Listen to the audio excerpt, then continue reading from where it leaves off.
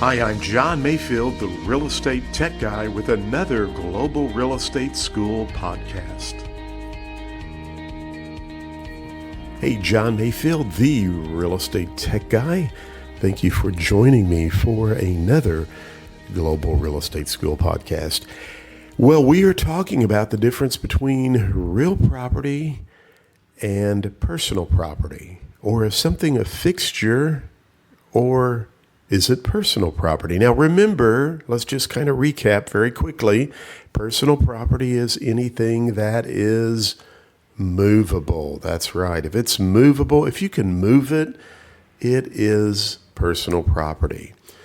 But if it has become so attached to the real property that it's no longer movable, it actually now becomes a fixture or part of the real property. Today we're going to look at some of the classifications or how you handle growing crops, things that might be personal property that the seller or the tenant, as we will discuss, have the rights to, or does it really pass along with the property? Now, in recapping, remember that acronym MADE, or AI gave us Maria, the method of attachment. This is another way that the courts would determine if something is actually real property, a fixture, or if it is considered personal property. So MADE or Maria, the method of attachment. How was it attached? If you used bolts to screw it into the wall, it would definitely be a fixture, right? The method of attachment, the adaptation of the article. How does it adapt to the property? Well, my wife and I put a gazebo on the end of our koi pond that's sitting on concrete blocks, very movable. You could come in with some kind of a bobcat or a little tractor, put it up in the air and put it on a trailer and drive away with it. However, how does it adapt to the property? Bird fountains, I say bird fountains, bird baths and water fountains can also be classified a lot as real property because they, again, adapt to the property. The intention of the parties, and did an agreement exist? Maria talks about relationship of the parties, but method of attachment, adaptation of the article, the intention of the parties, and did an agreement. Was there an agreement? And how does it state that on the contract? That's what they will probably do on the real estate exam, is give you a question with a lot of information, and you've got to dig through there and ask yourself these questions in order to answer, is it real property, a fixture, or is it personal property, which is movable? Okay? And don't forget, we use what is considered or called a bill of sale to transfer personal property. So as I mentioned, today we're going to really look at how do we handle growing crops, corn or soybeans, anything that has that can be cultivated, and their crops. Would they be considered personal property, or is it real property? And by the way, this could be for a tenant, someone who's leasing property, or it could be the owner. So we're going to look at both of those. Now, one of the things you need to understand, this is a definition I would really try to remember, is that when we consider or talk about growing crops, they are called emblements, okay? Now, there you may see the wording fructus industrialis, and I probably really mess that up, but I'm going to put the spelling in the show notes for you there. But it's spelled Fructus, fructus. I hope that's correct. Industrialis, Industriales. Hey, I always wanted to be in broadcasting and film, and naturally, they took phonics out of school when I was a kid. So anyway, you got to have fun on the podcast, right? But those are emblements, and they are considered growing crops. So growing crops, what we need to understand is they're considered part of the real estate. However, and this is what I want you to know, once designated as emblements, okay? So again, emblements refer to annual crops produced by cultivation legally belonging to the tenant or with the right to harvest after the end of the tenancy. Remember, tenancy is, when we talk about a tenancy, that is you have either what we call freehold or non-freehold. And so a tenancy, and we talk about those, and we will talk about those on the podcast.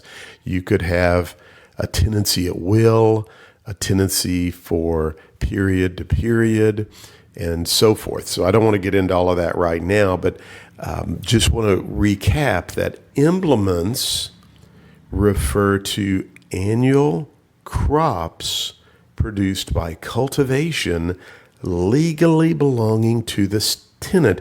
Now, these could also belong to the seller if they are designated so on the contract, okay? And so if you're a person and you lease a farm, you're a tenant now, right? And so you lease this farm. When you lease the farm, you have a tenancy. You have some rights as a tenant. And so these crops that you planted are referred to as emblements because they are cultivated annually as fruits or vegetables or whatever it is you are planting. So since they are now designated as emblements, you as the tenant have the right to those crops. You got to know this for the real estate exam. So, initially, if you go back, let's just step back for a moment when we want to try to define real versus personal property. Initially, growing crops on a property are considered part of the real estate. However, once designated as implements, they are treated as personal property of the tenant or the seller who planted them. So I think the key here is, if you're reading a question on the exam and it just says a person leased a farm and planted some tomatoes, who gets to take the tomatoes if the seller sells the property to someone else? And the answer is the tenant would, right? And so we need to look at have these been designated as emblements, which most times they will be. But if there's something in the contract that says they were never designated as implements, then they would transfer with the property. So that's a key distinction that I think you need to remember.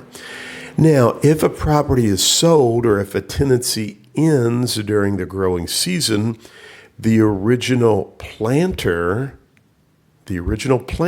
who planted the crops, was it the tenant or the seller, they are able to retain the rights to the harvest of the crops they planted, this is typically protected until the harvest is complete. Now, again, that time I use the tenant or the seller. And what I want you to understand is you could see a question on the exam that said, John Smith, a farmer, sold his farm and he had planted a bunch of soybeans. Does he get to keep those soybeans? Typically, yes. They will probably give you more information in the question to answer that. But if there's no mention, the answer would be whoever planted the growing crops has a right to those crops after they are able to be harvested. So if you saw a question and it said that I sold someone a parcel of property and I had leased that property prior to selling it, and the tenant who has a tenancy has rights to that property that they've leased from me, planted some corn or wheat, would the tenant get to come back later and collect the harvest, or go ahead and collect the harvest, even though I had sold the property to someone else? And the answer is yes. Why? Because they're considered emblements, annually growing crops, also called fructus industrialis, that they would be able to keep those. Now, there's a question that comes up here. The sale agreement should, or the lease, needs to really specify the handling of crops under cultivation to avoid any kind of disputes. So it's essential for you and I as real estate professionals to remember to advise our clients to address this issue in contracts explicitly. Very important for us to do that.